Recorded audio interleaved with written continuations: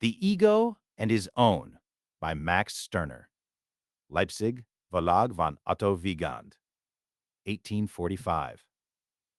To my darling Marie Dainhart, I have based my cause on nothing. What is not supposed to be my cause? First and foremost, the good cause, then the cause of God, the cause of humanity, of truth, of freedom, of humanity, of justice.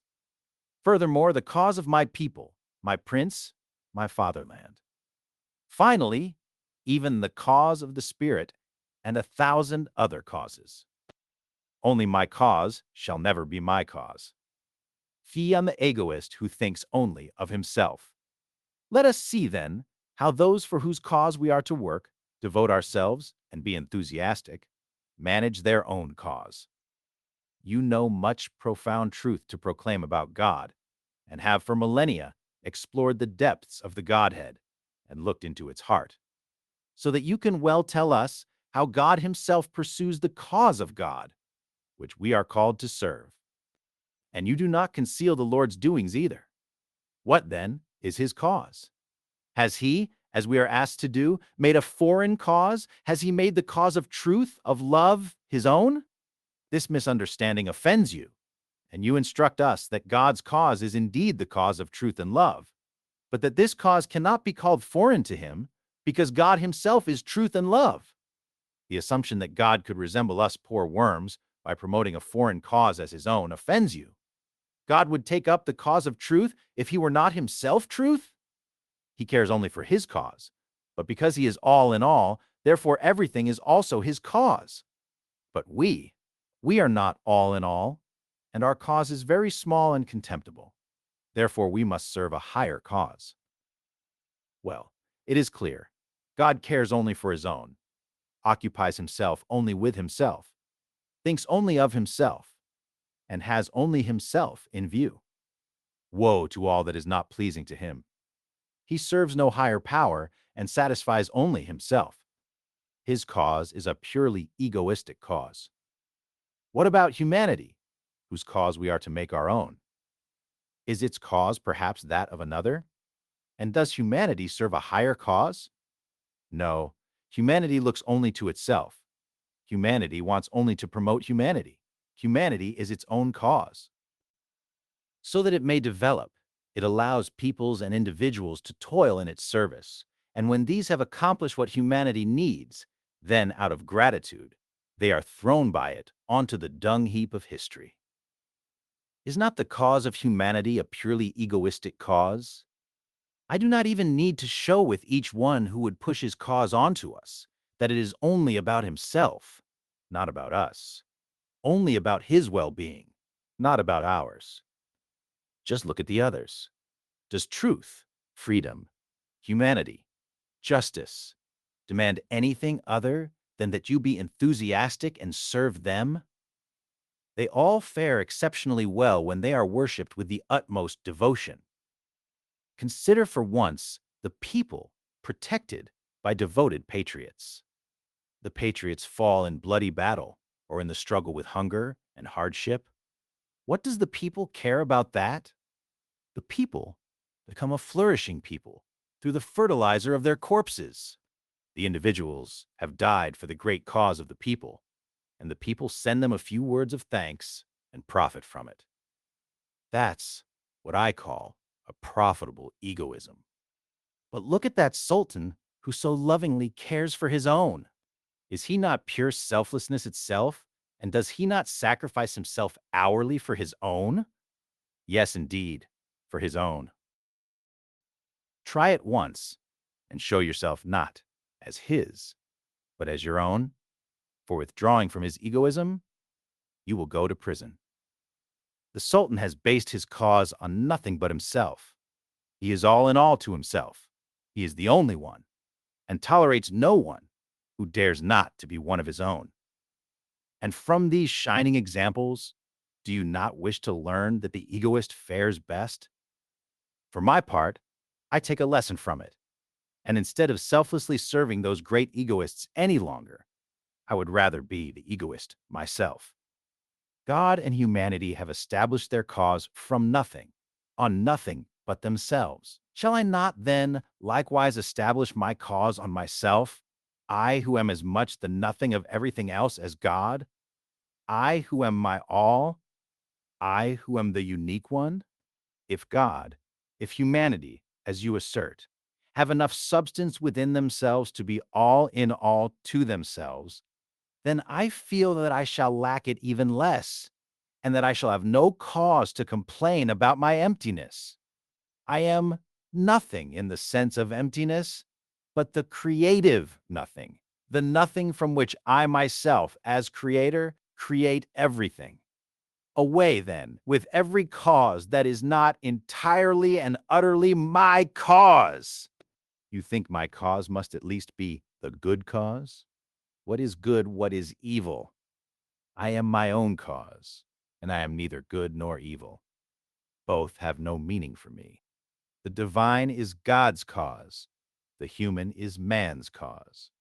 My cause is neither the divine nor the human, is not the true, good, right, free, etc., but solely my own. And it is not a general one, but is unique, as I am unique. Nothing is above me. First section. Man. Man is the highest being for man, says Feuerbach. Man has only now been discovered, says Bruno Bauer. Let us then examine this highest being and this new discovery more closely. 1. A human life. From the moment he sees the light of day, a human being seeks to find his way out of the confusion of the world, in which he, too, is thrown together with everything else in a colorful jumble, and to gain himself. Yet, everything that comes into contact with the child, in turn, resists its encroachments and asserts its own existence. Consequently, because everything holds its own, and at the same time comes into constant collision with others, the struggle for self-assertion is unavoidable. Victory or defeat.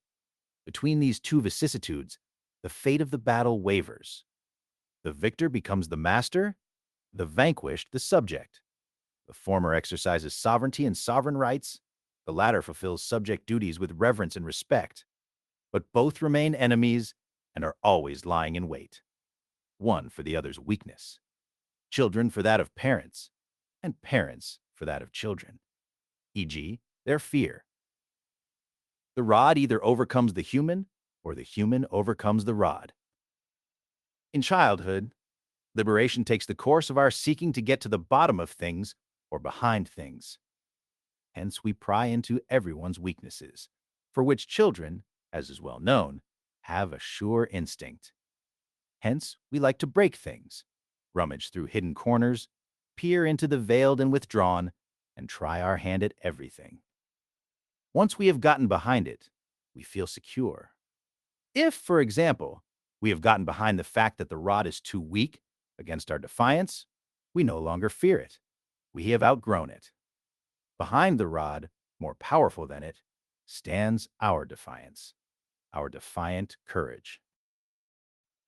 We gradually get behind everything that was uncanny and unsettling to us, behind the uncannily feared power of the rod, the stern look of the father, etc., and behind everything we find our ataraxia, i.e., imperturbability, fearlessness, our counterpower, superiority, invincibility.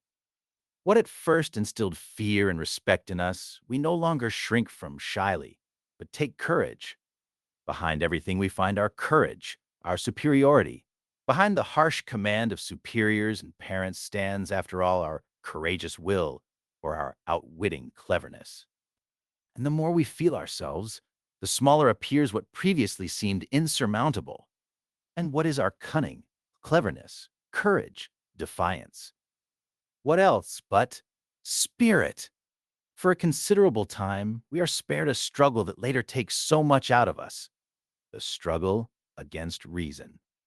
The most beautiful childhood passes without us needing to wrestle with reason. We don't bother with it at all, don't engage with it, don't accept any reason. Conviction achieves nothing with us, and we are deaf to good reasons, principles, and so on.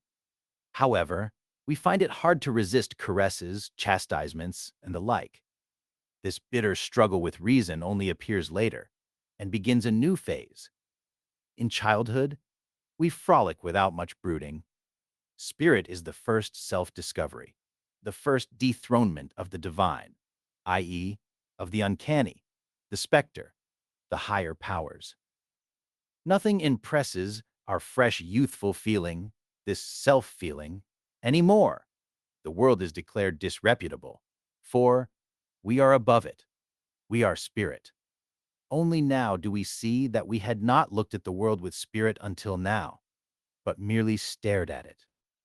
We exercise our first strengths on natural forces. Parents impress us as a force of nature. Later it is said, father and mother are to be abandoned, all natural force to be considered shattered. They are overcome. For the rational, i.e., spiritual human, there is no family as a force of nature. There is a renunciation of parents, siblings, and so on. If these are reborn as spiritual, rational forces, they are by no means what they were before.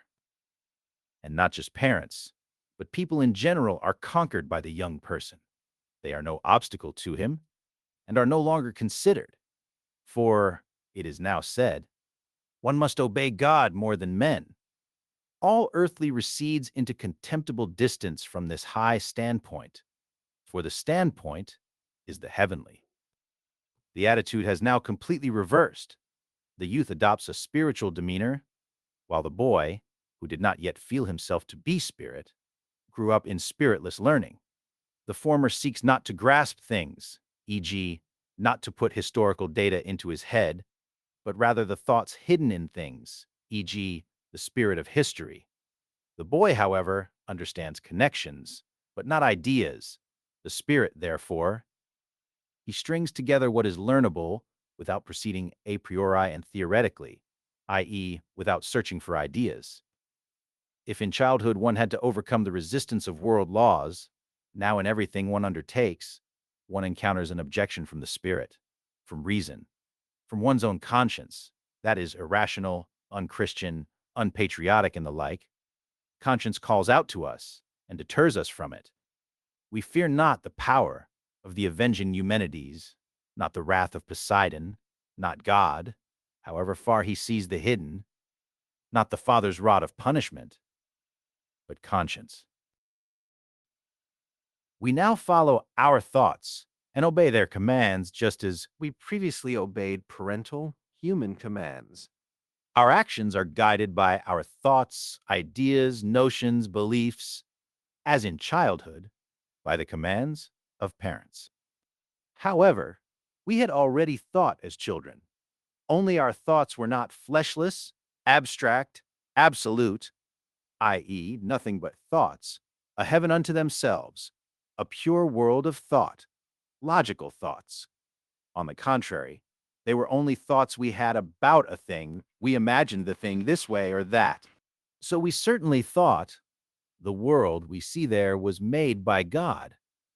But we did not investigate the depths of divinity itself. We certainly thought that is the truth of the matter, but we did not think the true or truth itself, and did not combine into one sentence, God is truth. We did not touch the depths of divinity, which is truth. Pilate does not dwell on such purely logical, i.e., theological questions. What is truth? Although in individual cases, he does not doubt to ascertain what is true about the matter, i.e., whether the matter is true. Every thought bound to a thing is not yet nothing but thought, absolute thought. To bring pure thought to light, or to cling to it, that is the joy of youth. And all the luminous figures of the world of thought, such as truth, freedom, humanity, man, etc., enlighten and inspire the youthful soul. But if the spirit is recognized as the essential, it still makes a difference whether the spirit is poor or rich, and one therefore seeks to become rich in spirit. The spirit wants to spread out, to found its kingdom, a kingdom that is not of this world, the one just overcome. So it longs to become all in all, i.e., although I am spirit, I am not yet perfected spirit, and it must first seek the perfect spirit. Thereby, I, who had just found myself as spirit, immediately lose myself again, as I bow before the perfect spirit, as one not my own, but transcendent, and feel my emptiness. Everything depends on spirit, but is every spirit the right spirit? The right and true spirit is the ideal of spirit, the Holy Spirit. It is not my or your spirit, but precisely an ideal, transcendent one. It is God. God is spirit. And this transcendent Father in heaven gives it to those who ask him. Luke 11:13. What distinguishes the man from the youth is that he takes the world as it is, instead of imagining it to be everywhere amiss and wanting to improve it, i.e., to mold it according to his ideal. In him, the view becomes firmly established that one must deal with the world according to one's interest, not according to one's ideals. As long as one only knows oneself as spirit and places all one's value in being spirit, it is easy for the youth to give up his life, the bodily one, for a trifle, for the most absurd insult to honor. So long one also has only thoughts, ideas, which one hopes to realize someday. When one has found a sphere of activity, one has, for the time being, only ideals, unfulfilled ideas or thoughts. Only when one has grown fond of oneself bodily and takes pleasure in oneself, as one lives and breathes. But this happens in mature age, with a man. Only then does one have a personal or egoistic interest, i.e., an interest not merely of our spirit, but of total satisfaction, satisfaction of the whole fellow, a self-serving interest. Just compare a man with a youth and see if he doesn't appear harder, less magnanimous, more self-serving to you. Is he therefore worse? You say no, he has only become more determined, or, as you also call it, more practical. The main thing, however, is this, that he makes himself more of a center than the youth, who raves for other things, e.g., God, fatherland, and the like. Therefore, the man shows a second self-discovery. The youth found himself as spirit and lost himself again to the general spirit, the perfect, Holy Spirit, man, humanity, in short, all ideals. The man finds himself as embodied spirit. Boys had only unspiritual, i.e., thoughtless and idealists, youths only spiritual interests. The man has embodied, personal, egoistic interests. If the child does not have an object with which it can occupy itself, it feels boredom, for it does not yet know how to occupy itself with itself. Conversely, the youth throws the object aside because thoughts arose from the object for him. He occupies himself with his thoughts, his dreams, occupies himself spiritually, or his spirit is occupied. The young person encompasses everything non-spiritual under the contemptuous name of externalities. If he nevertheless clings to the most petty externalities, e.g., student customs and other formalities, it is because and when he discovers spirit in them, i.e., when they are symbols to him. Just as I find myself behind things, and indeed as spirit, so too must I later find myself behind thoughts, namely as their creator and owner. In the age of spirits, thoughts grew over my head, though they were its offspring. Like feverish fantasies, they hovered around and shook me, a terrifying power.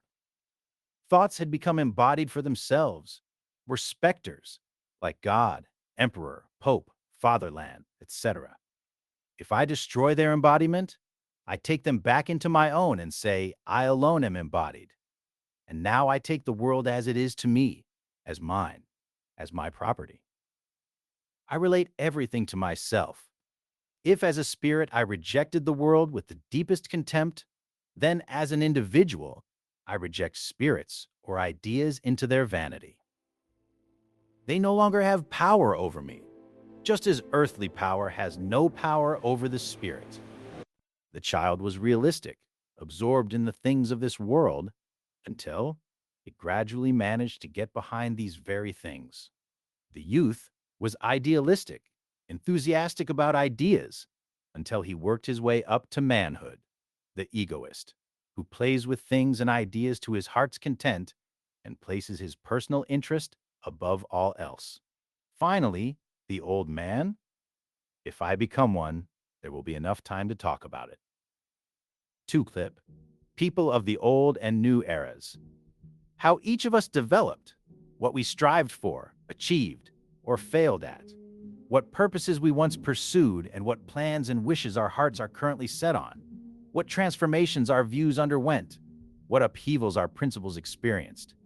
In short, how we have become today what we were not yesterday or years ago. This we recall with more or less ease from our memory and feel especially vividly what changes have taken place within us, and we witness the unfolding of another's life. Therefore, let us look into the activities our ancestors engaged in. 1. The ancients. Since tradition has bestowed upon our pre-Christian ancestors the name ancients, we will not hold it against them that, compared to us experienced folk, they should actually be called children, and we prefer to honor them as our good old ones, as before. But how did they come to be antiquated, and who could displace them with their alleged novelty? We know the revolutionary innovator and disrespectful heir well, who even desecrated the Sabbath of the fathers to sanctify his Sunday and interrupted the course of time to begin a new calendar with himself. We know him and know that it is the Christian. But does he remain eternally young? And is he still the new one today? Or will he also become antiquated, as he antiquated the ancients? The ancients themselves must have begotten the young one who carried them out. Let us then eavesdrop on this act of procreation. To the ancients, the world was a truth, says Feuerbach. But he forgets to add the important rider, a truth whose untruth they sought to uncover, and finally did. What is meant by Feuerbach's words will be easily recognized if one compares them with the Christian tenet of the vanity and transience of the world. For just as the Christian can never be convinced of the vanity of the divine word, but believes in its eternal and unshakable truth, which, the more its depths are explored, must only come to light and triumph more gloriously, so the ancients, for their part, lived in the feeling that the world and worldly relations, e.g., natural blood ties, were the true, before which their powerless self had to bow. Precisely that which the ancients valued most is rejected by Christians as worthless, and what the former recognized as true, the latter brand as an empty lie. The high significance of the fatherland disappears, and the Christian must regard himself as a stranger on earth.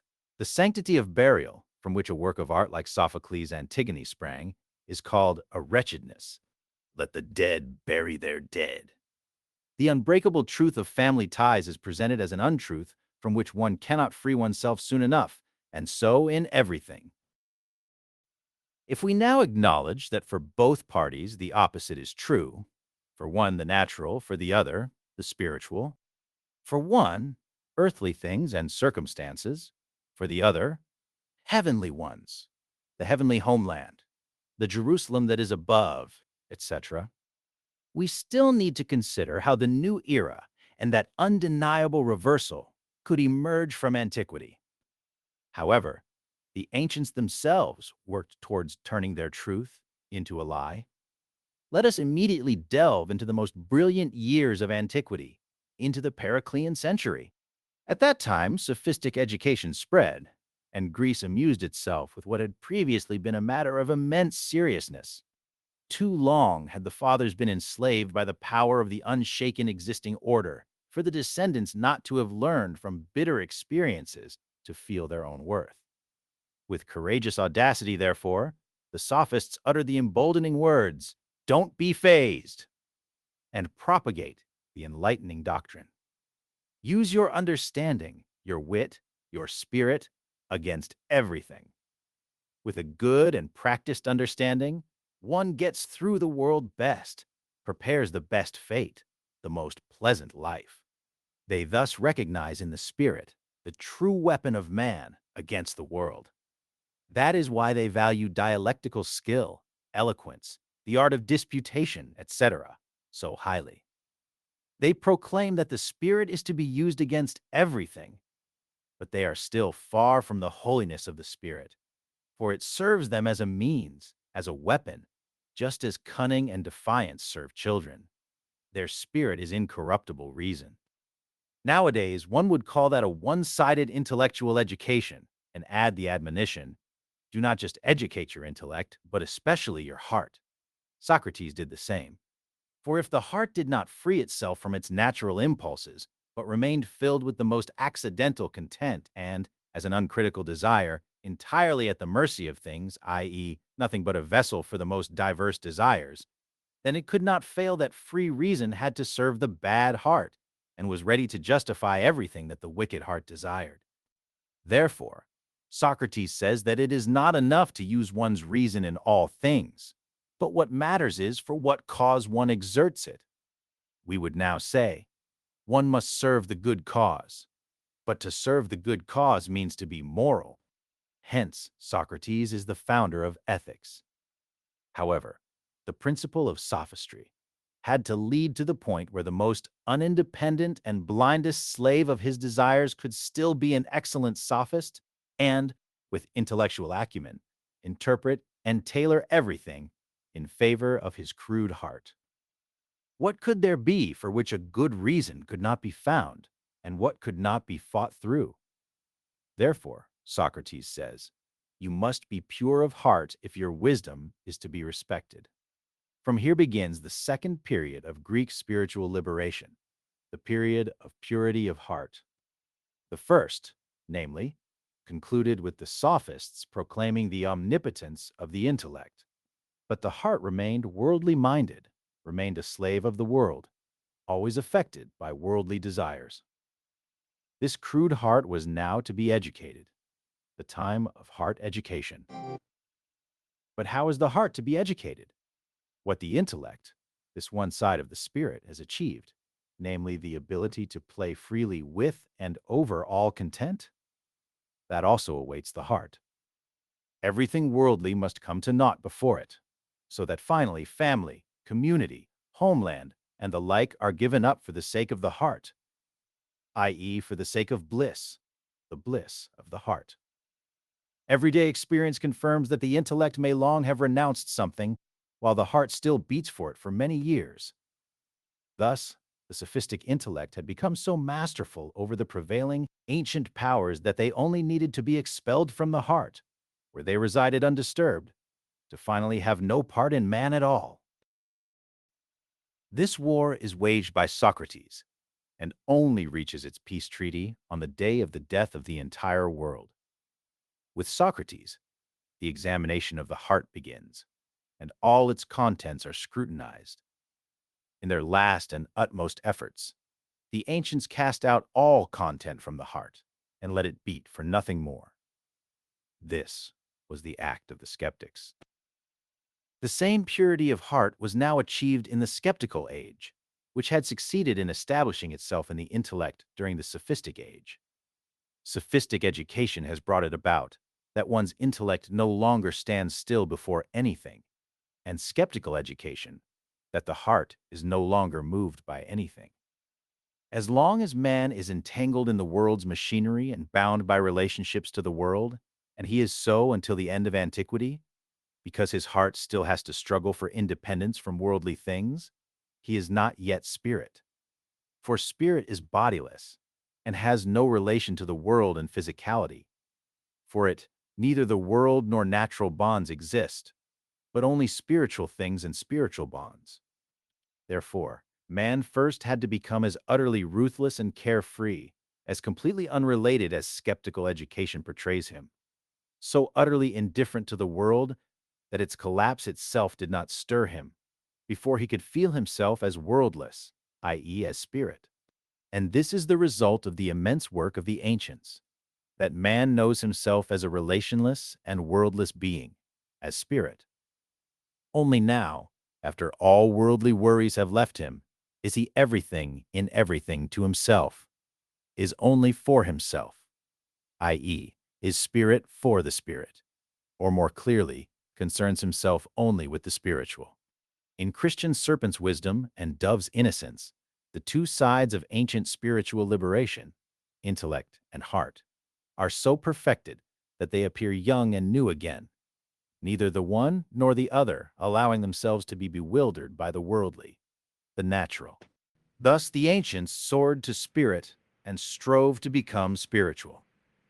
But a man who wants to be active as spirit is drawn to entirely different tasks than he was previously able to set for himself, to tasks that truly concern the spirit and not mere sense or acumen, which only strives to master things.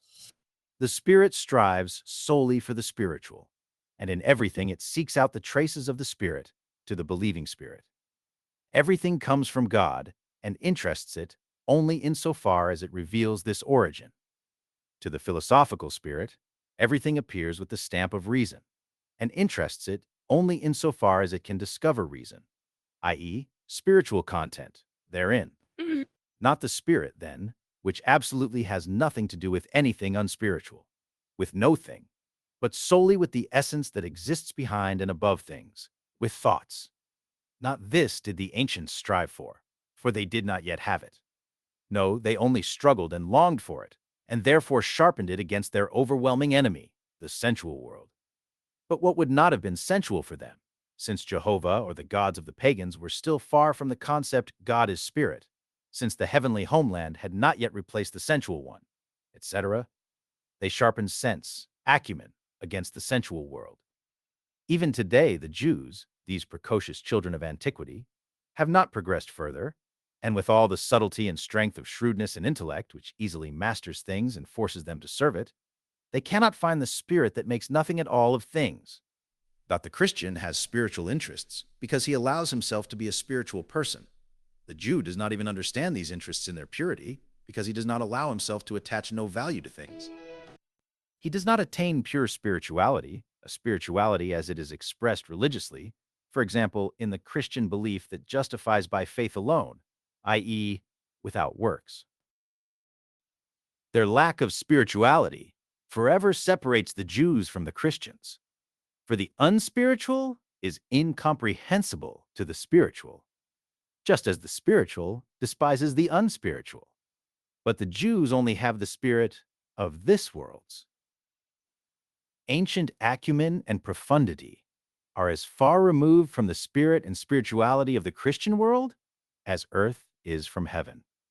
One who feels themselves to be a free spirit will not be oppressed or frightened by the things of this world, because they do not value them. If one is still to feel their burden, one must be narrow-minded enough to attach importance to them, which evidently implies that one still cares about dear life. To one for whom everything depends on knowing and acting as a free spirit, it matters little how miserably they fare, and they do not even consider how they should arrange their affairs to live truly freely or pleasurably. The inconveniences of a life dependent on things do not bother them, because they live only spiritually and on spiritual nourishment.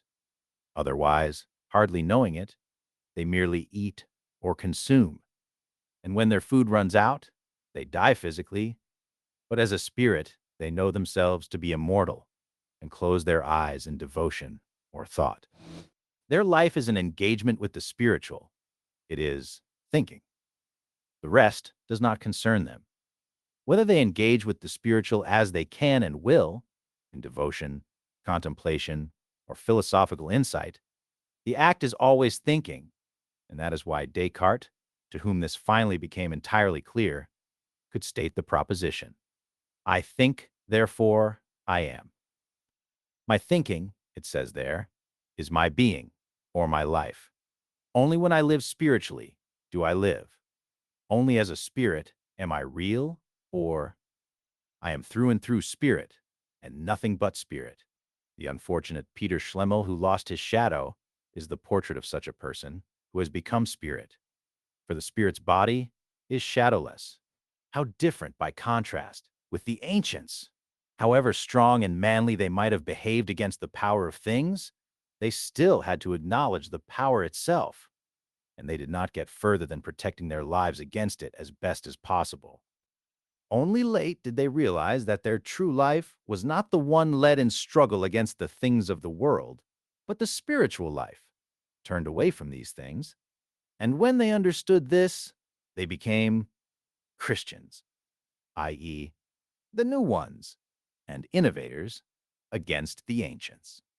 The spiritual life, turned away from things, however, no longer draws nourishment from nature, but lives only on thoughts, and is therefore no longer life, but thinking. Now, one must not believe that the ancients were thoughtless, just as one must not imagine the most spiritual person as being lifeless. Rather, they had their thoughts about everything, about the world, man, the gods, etc., and proved themselves eagerly active in bringing all this to consciousness. But they did not know thought, even if they thought about all sorts of things and tormented themselves with their thoughts. Compare with them the Christian saying, "My thoughts are not your thoughts, and as high as the heavens are above the earth, so are my thoughts higher than your thoughts." And recall what was said above about our childish thoughts. What then does antiquity seek? True enjoyment of life? Enjoyment of life. In the end, it will come down to true life. The Greek poet Simonides sings, "Health is the noblest good for mortal man. Next to this is beauty. The third is wealth gained without treachery. The fourth is the enjoyment of social pleasures in the company of young friends."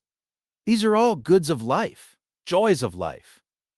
What else did Diogenes of Sinope seek but true enjoyment of life, which he discovered in the greatest possible lack of needs? What else Aristippus, who found it in a cheerful mood under all circumstances?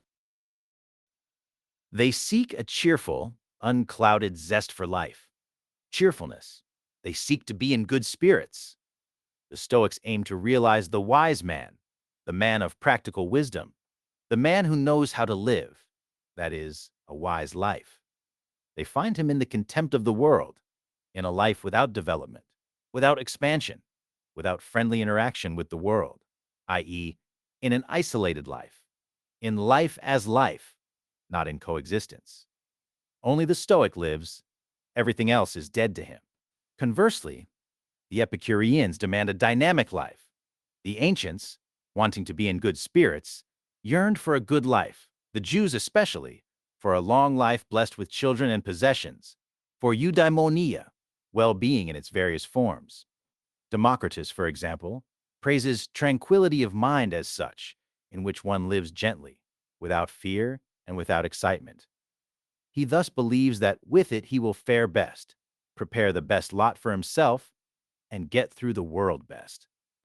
But since he cannot escape the world, and indeed cannot precisely because all his activity is absorbed in the effort to escape it, i.e., in rejecting the world for which the rejectable and rejected must necessarily remain, otherwise there would be nothing left to reject, he achieves at most an extreme degree of liberation, and differs from the less liberated only in degree. Even if he were to reach earthly sensory mortification, which only allows the monotonous whisper of the word Bram, he would still not differ essentially from the sensual man. Even the Stoic posture and manly virtue only amount to the idea that one must preserve and assert oneself against the world. And the ethics of the Stoics, their only science, since they knew nothing to say about the spirit other than how it should relate to the world, and about nature, physics only that the wise man must assert himself against it, is not a doctrine of the spirit, but only a doctrine of world rejection and self-assertion against the world. And this consists in imperturbability and equanimity of life, i.e., in the most explicit Roman virtue. The Romans Horace, Cicero, etc., did not get beyond this practical wisdom. The well-being hedonai of the Epicureans is the same practical wisdom as that of the Stoics, only more cunning, more deceptive. They only teach a different attitude towards the world, only admonish one to adopt a clever stance towards the world.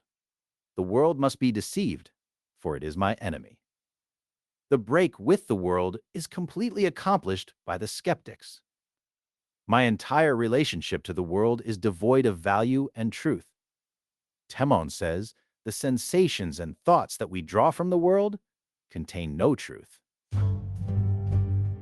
"What is truth?" exclaims Pilate.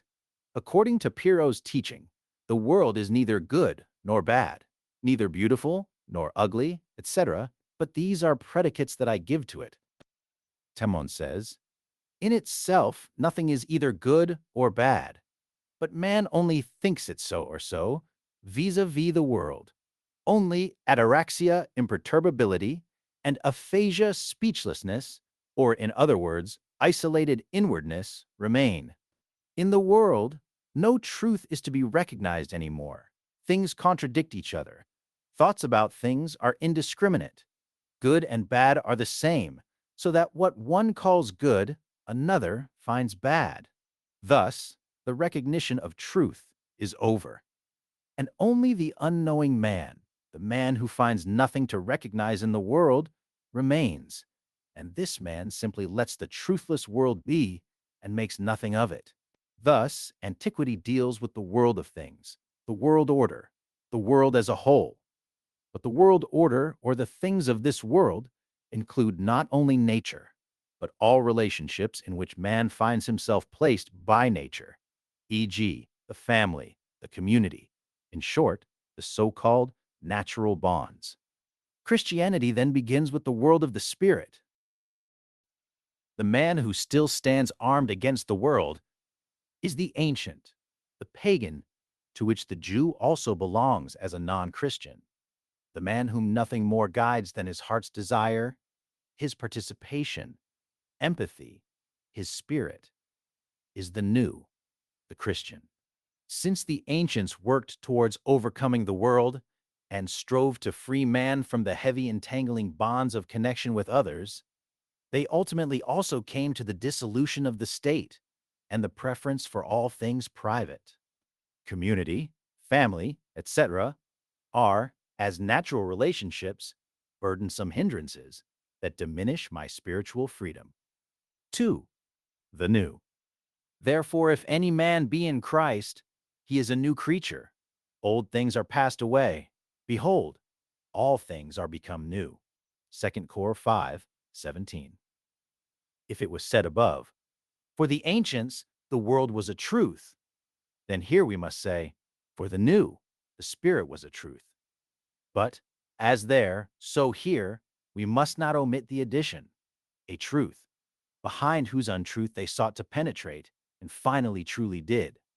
A similar path to that taken by antiquity can also be traced in Christianity, in that, up to the time preceding the Reformation, reason was held captive under the dominion of Christian dogmas. But, in the pre-Reformation century, it rose sophistically and played a heretical game with all articles of faith. It was then said, especially in Italy and at the Roman court, if only the heart remains Christian in its disposition, then the intellect may well enjoy its pleasure. Long before the Reformation, people were so accustomed to subtle disputes that the Pope and most others initially regarded Luther's appearance as mere monk squabbles. Humanism corresponds to sophistry, and just as Greek life was at its peak during the time of the Sophists, the Periclean age, so the most brilliant things happened during the time of humanism, or, as one might also say, Machiavellianism, the art of printing, the New World, etc. The heart at this time was still far from wanting to divest itself of Christian content. But the Reformation, like Socrates, finally made a serious matter of the heart itself, and since then, hearts have become increasingly unchristian.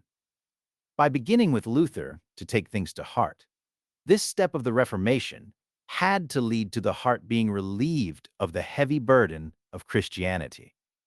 The heart, becoming more unchristian day by day, loses the content it occupies itself with, until finally nothing remains but empty cordiality, universal philanthropy, the love of humanity, the consciousness of freedom, self-consciousness. Only then is Christianity complete, because it has become barren, dead, and devoid of content. There is now no content against which the heart would not rebel, unless it were unconsciously or without self-consciousness to be overtaken by it. The heart mercilessly criticizes to death everything that tries to intrude, and is incapable of any friendship or love except unconsciously or by being ambushed. What would there be to love in people, since they are all egoists, none of them human as such, i.e., none of them purely spirit? The Christian loves only the spirit. But where would there be anyone who is truly nothing but spirit? To love the corporeal human being, body and soul, that would no longer be spiritual cordiality. It would be a betrayal of pure cordiality, of theoretical interest. For one should not imagine pure cordiality as that coziness which shakes everyone's hand in friendship. On the contrary, pure cordiality is not cordial towards anyone. It is only theoretical participation, participation in man, not as person. The person is repulsive to it because it is egoistic, because it is not man, this idea. But there is a theoretical interest only for the idea. For pure cordiality or pure theory, people are only there to be criticized, ridiculed, and thoroughly despised. They are for it no less than for the fanatical priest, merely dirt and other such clean things. Driven to this extreme point of disinterested cordiality, we must finally realize that the spirit, which the Christian alone loves, is nothing, or that the spirit is a lie. What has been hastily and perhaps still incomprehensibly thrown out here will hopefully become clearer in the further course. Let us take up the inheritance left by the ancients and, as active workers, make as much of it as can be made of it. The world lies despised at our feet, deep below us and our heaven, into which its mighty arms can no longer reach and its sense-numbing breath does not penetrate. However seductively it may behave, it can only bewitch our senses, the spirit, and we are truly spirit alone. It does not mislead. Once having gotten behind things, the spirit has also gotten above them and freed itself from their bonds, an unenslaved, otherworldly free being. Thus speaks spiritual freedom. To the spirit, which after long efforts has gotten rid of the world, to the worldless spirit, after the loss of the world and the worldly, nothing remains but the spirit and the spiritual. However, since it has only distanced itself from the world and made itself a being free from it, without being able to truly annihilate it, it remains an insurmountable obstacle to it, a discredited being. And since, on the other hand, it knows and recognizes nothing but spirit and the spiritual, it must continually bear the longing to spiritualize the world, i.e., to redeem it from disgrace. Therefore, like a youth, it busies itself with world redemption or world improvement plans, that the ancients, as we saw, served the natural, the worldly, the natural world order.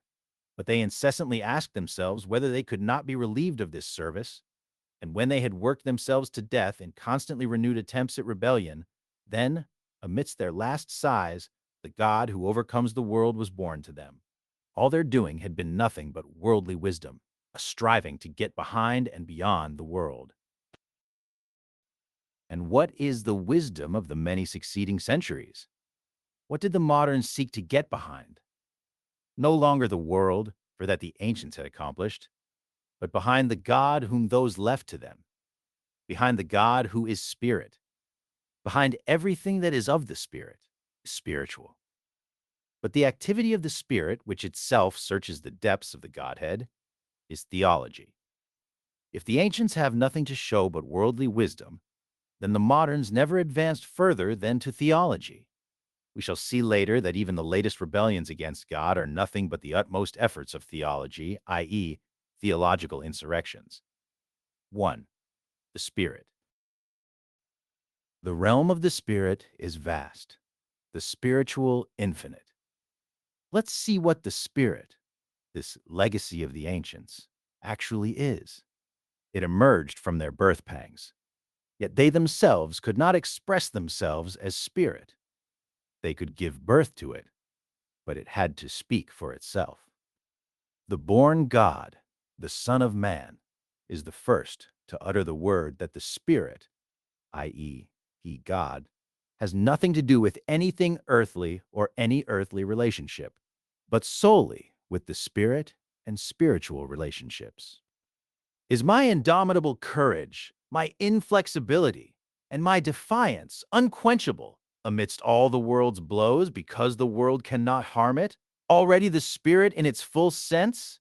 Then it would still be at enmity with the world, and all its actions would be limited to merely not succumbing to it. Up? No, until it occupies itself solely with itself, until it deals only with its own world, the spiritual one. It is not free spirit, but only the spirit of this world, bound to it. The spirit is free spirit, i.e., truly spirit, only in a world of its own. In this, the earthly world, it is a stranger. Only by means of a spiritual world is the spirit truly spirit, for this world does not understand it and does not know how to keep the maiden from abroad within itself. But where is this spiritual world to come from? From nowhere else but itself. It must reveal itself, and the words it speaks, the revelations in which it unveils itself, these are its world. Just as a fantasist lives and has his world only in the fantastic creations he himself creates, just as a madman generates his own dream world, without which he could not be a madman, so the spirit must create its own spirit world, and before it creates it, it is not spirit. So its creations make it spirit, and by its creations one recognizes it, the creator. In them it lives. They are its world. What then is the spirit? It is the creator of a spiritual world. Even in you and me, spirit is only recognized when one sees that we have appropriated the spiritual, i.e., brought thoughts to life within us, even if they were presented to us. For as long as we were children, the most edifying thoughts could have been presented to us without us having wanted or been able to reproduce them within us. Thus, the spirit is only when it creates the spiritual. It is truly real only together with the spiritual, its creation. Since we recognize it by its works, the question arises as to what these works are. The works, or children of the Spirit, however, are nothing other than spirits. If I had Jews of genuine stock and grain, before me, I would have to stop here and leave them before this mystery, as they have stood before it, incredulous and unknowing, for almost 2,000 years. But since you, my dear reader, are at least not a full-blooded Jew, for such a one will not stray this far, we will make some more progress together, until perhaps you too turn your back on me, because I laugh in your face. If someone told you that you were entirely spirit, you would touch your body and not believe him, but answer, I certainly have spirit, but I do not exist merely as spirit, but am a corporeal human being. You would still distinguish yourself from your spirit. But, he replies, it is your destiny, even if you are still walking in the chains of the body, to one day become a blessed spirit. And however you may imagine the future appearance of this spirit, so much is certain that in death you will shed this body and nevertheless preserve yourself, i.e., your spirit, for eternity. Consequently, your spirit is the eternal and true part of you, the body only a temporary dwelling, which you can leave and perhaps exchange for another. Now you believe him, for now you are not merely spirit, but when you must one day depart from your mortal body, then you will have to manage without the body. And therefore it is necessary that you take precautions and in good time care for your true self. For what would it profit a man if he gained the whole world and yet forfeited his soul? But suppose, too, that doubts, raised over time against Christian dogmas, have long since deprived you of faith in the immortality of your spirit. You have nevertheless left one proposition unshaken, and you still unreservedly cling to one truth, that the spirit is your better part, and that the spiritual has greater claims on you than anything else. Despite all your atheism, you agree with the believer in immortality in your zeal against egoism. But who do you imagine the egoist to be? A person who, instead of living for an idea, i.e., a spiritual concept, and sacrificing their personal advantage to it, serves the latter. A good patriot, for example, lays their sacrifices on the altar of the fatherland, but that the fatherland is an idea, cannot be denied. Since for animals incapable of thought or for still spiritless children, there is no fatherland and no patriotisms. If someone does not prove to be a good patriot, they betray their egoism with regard to the fatherland. And so it is in countless other cases. Whoever in human society takes advantage of a privilege sins egoistically against the idea of equality. Whoever exercises dominion is called an egoist against the idea of freedom, and so on. Therefore, you despise the egoist because they prioritize the personal over the spiritual and are concerned for themselves where you would wish to see them act for the sake of an idea. You differ in that you make the spirit, while they make themselves, the center, or that you divide yourself and elevate your true self, the spirit, to be the master of the less valuable remainder, while they want to know nothing of this division and pursue spiritual and material interests simply according to their pleasure. You may think you are only attacking those who have no spiritual interest at all, but in fact you curse all those who do not consider spiritual interest to be their true and highest. You carry this chivalrous service for this beauty so far that you claim she is the only beauty in the world. You do not live for yourself, but for your spirit and what belongs to the spirit, i.e., ideas. Since the spirit only exists by creating spiritual things, we look for its first creation. Once it has accomplished this, a natural propagation of creations follows, just as, according to the myth, only the first humans needed to be created, and the rest of the species propagated itself. The first creation, however, must emerge from nothing, i.e., the spirit has nothing but itself for its realization, or rather, it does not even have itself yet, but must create itself. Its first creation is therefore itself, the spirit. However mystical this may sound, we experience it as an everyday occurrence. Are you a thinker before you think? By creating the first thought, you create yourself, the thinker, for you do not think before you think, i.e., have a thought. Does not your singing first make you a singer, your speaking a speaking person? Well, then, the production of spiritual things also first makes you a spirit. However, just as you distinguish yourself from the thinker, singer, and speaker, you no less distinguish yourself from the spirit and feel very well that you are something other than spirit. But just as hearing and seeing easily fade for the thinking self in the enthusiasm of thinking, so too has the spirit enthusiasm seized you, and you now yearn with all your might to become entirely spirit and to be absorbed into the spirit. The spirit is your ideal, the unattainable, the transcendent. Spirit is your God. God is spirit. You are zealous against everything that is not spirit, and therefore you are zealous against yourself, who cannot get rid of a remnant of the non-spiritual. Instead of saying, I am more than spirit, you say, with contrition, I am less than spirit, and spirit, pure spirit, or the spirit that is nothing but spirit. I can only conceive of it, but I am not it. And since I am not it, it is another, exists as another, whom I call God. It is in the nature of things that the spirit, which is supposed to exist as pure spirit, must be transcendent. For since I am not it, it can only be outside me. Since a human being does not completely dissolve into the concept of spirit, the pure spirit, spirit as such, can only be outside human beings, only beyond the human world, not earthly, but heavenly. Only from this dichotomy in which I and the spirit lie, only because I and spirit are not names for one and the same, but different names for completely different things, only because I am not spirit and spirit is not I, only from this does the necessity that the spirit dwells in the beyond, i.e., is God, explain itself quite tautologically. From this, however, it also emerges how thoroughly theological, i.e., divine, the liberation is that Feuerbach strives to give us. He says, namely, that we had only misunderstood our own essence and therefore sought it in the beyond. But now that we realize that God is only our human essence, we must again recognize it as ours and move it back from the beyond into the here and now. Feuerbach calls the God who is spirit our essence. Can we tolerate that our essence is put in opposition to us, that we are split into an essential and an unessential self?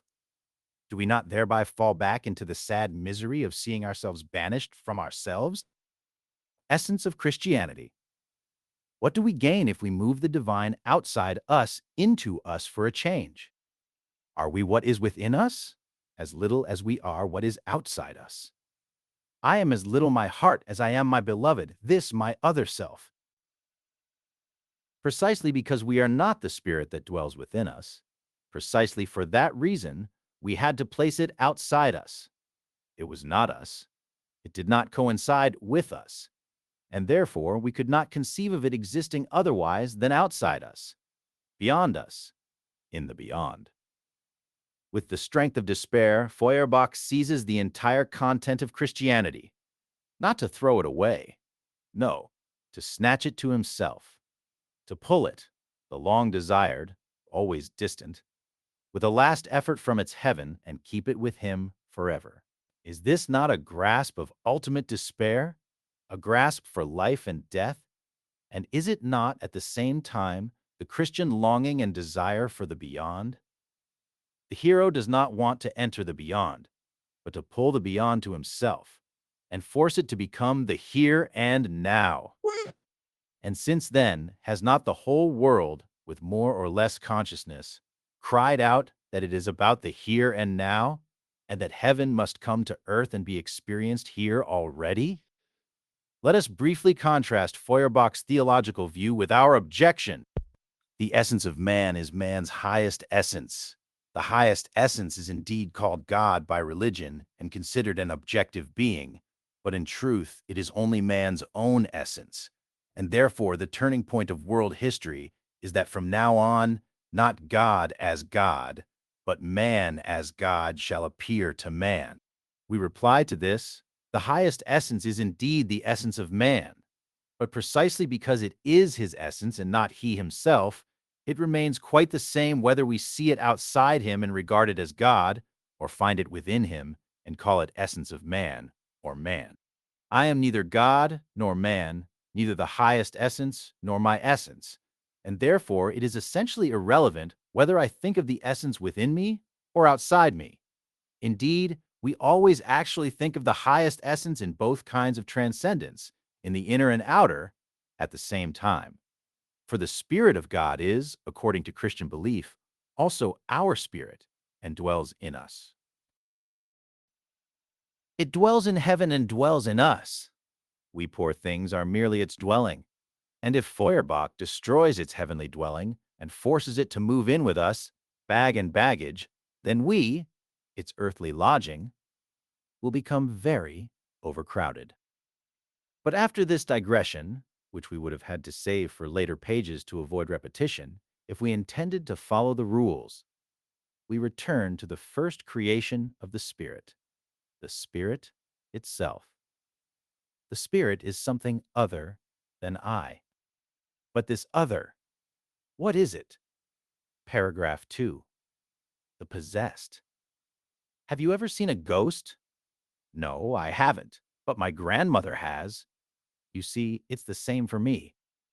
I haven't seen one myself, but they were constantly running between my grandmother's legs, and out of trust in our grandmother's honesty, we believe in the existence of ghosts. But didn't we have grandfathers, and didn't they shrug their shoulders every time grandmother spoke of her specters? Yes, they were unbelieving men, and they did much harm to our good religion, these enlighteners. We will feel the consequences. What would be the basis of a fervent belief in ghosts, if not the belief in the existence of spiritual beings in general? And isn't this latter itself brought into an unfortunate state of wavering if one allows impudent men of reason to tamper with it? The blow that the belief in God itself suffered through the abandonment of the belief in spirits or specters, the Romantics felt very well, and sought to remedy the disastrous consequences not merely through their reawakened world of fairy tales, but ultimately and especially through the intrusion of a higher world, through their somnambulists, seers of Prevorst, and so on.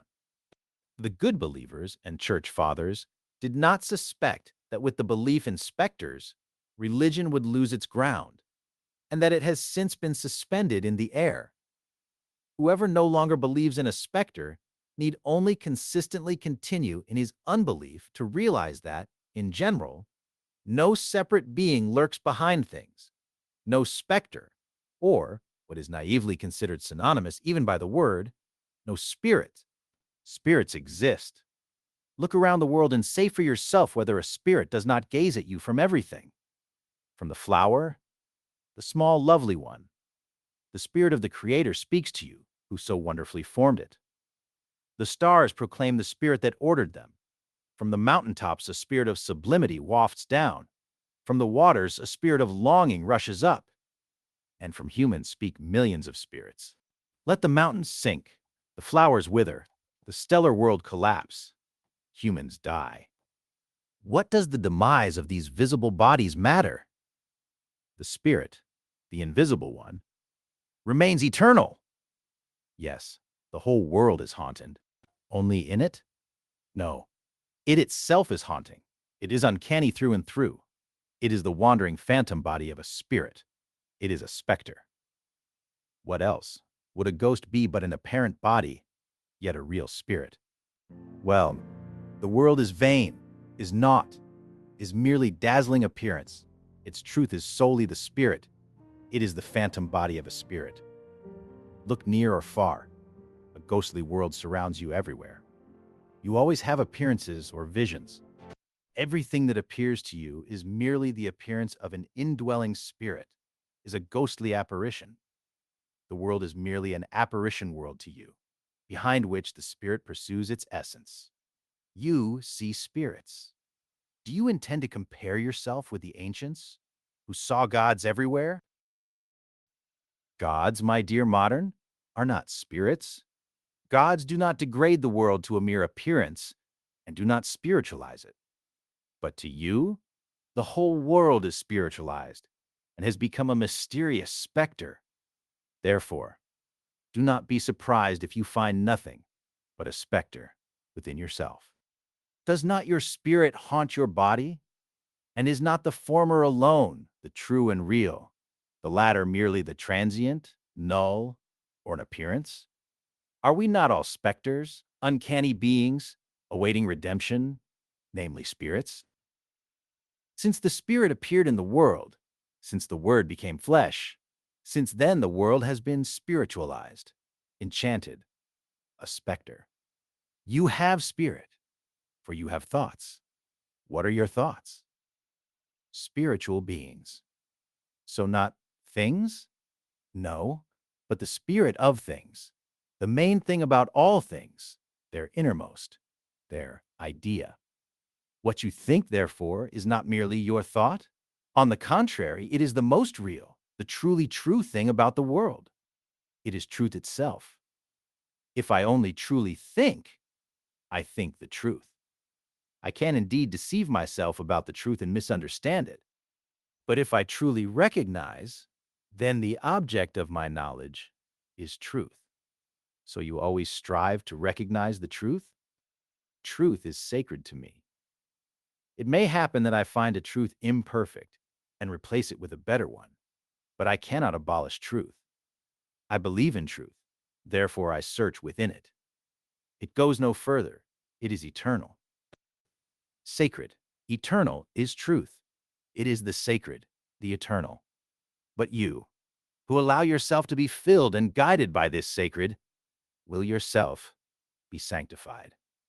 Also, the sacred is not for your senses, and you will never discover its trace as a sensual being, but for your faith, or more specifically, for your spirit.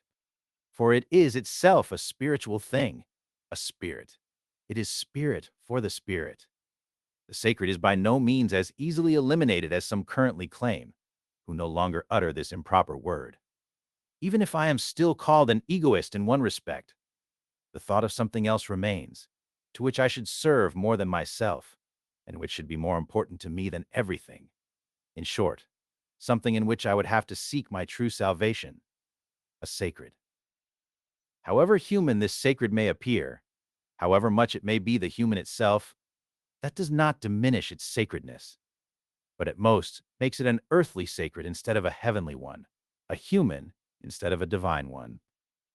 The sacred exists only for the egoist who does not acknowledge himself, the involuntary egoist, for him who is always out for his own and yet does not consider himself the highest being, who serves only himself and at the same time always believes he is serving a higher being, who knows nothing higher than himself and yet raves about higher things.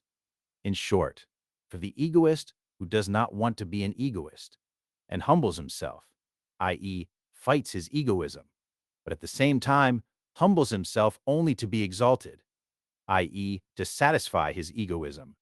Because he wants to cease being an egoist, he searches in heaven and earth for higher beings to whom he can serve and sacrifice himself. But however much he shakes and chastises himself, in the end he does everything for his own sake, and the notorious egoism does not leave him. I therefore call him the involuntary egoist. His striving and worrying to get rid of himself is nothing but the misunderstood urge for self-dissolution. If you are bound to your past hour, if you must prattle today because you prattled yesterday, if you cannot transform yourself every moment, then you feel yourself in slave chains and rigid. Therefore, a fresh minute of the future beckons to you beyond every minute of your existence. And, developing yourself, you get rid of yourself, i.e., the respective you. As you are at every moment, so you are your creature. And precisely to this creature, you, the creator, should not lose yourself. You are yourself a higher being than you are, and you surpass yourself. However, that you are the one who is higher than you, i.e., that you are not merely a creature, but likewise your creator. This is precisely what you misunderstand as an involuntary egoist, and therefore the higher being is to you a stranger. Every higher being, such as truth, humanity, etc., is a being above us. How they ring, the priests, how they make it their business that one comes, just prattles, as yesterday, so today. Don't scold the priests for me. They know man's need, for how happy he is if he prattles tomorrow as today. Alienness is a characteristic of the holy. In everything holy, there is something uncanny, i.e., foreign, in which we are not entirely at home and comfortable. What is holy to me is not my own. For example, if the property of others were not holy to me, I would consider it mine and acquire it when the opportunity arose. Conversely, if the face of the Chinese emperor is holy to me, it remains foreign to my eyes, and I close them upon his appearance. Why is an irrefutable mathematical truth, which by ordinary linguistic understanding could even be called eternal, not holy? Because it is not revealed, or not the revelation of a higher being. If one understands by revealed only so-called religious truths, one is greatly mistaken and completely misunderstands the breadth of the concept of higher being. Atheists mock the higher being, which was also revered under the name of the highest or être suprême, and trample one proof of its existence after another into the dust, without realizing that they themselves, out of a need for a higher being, only destroy the old to make way for a new one. Is not man a higher being than an individual man? And are not the truths, rights, and ideas that arise from his concept revered as revelations of this very concept and must be held sacred? For even if some truth that seemed to be manifested through this concept were to be abolished, this would only testify to a misunderstanding on our part, without in the least detracting from the sacred concept itself or taking away the sanctity of those truths that rightly must be regarded as its revelations. Man transcends every individual man and is, although his essence, in reality not his essence, which would rather be as unique as he, the individual himself, but a general and higher. Indeed, for atheists, the highest being. And just as divine revelations were not written down by God himself, but published through the instruments of the Lord, so too the new highest being does not write down its revelations itself, but allows them to reach our knowledge through true men.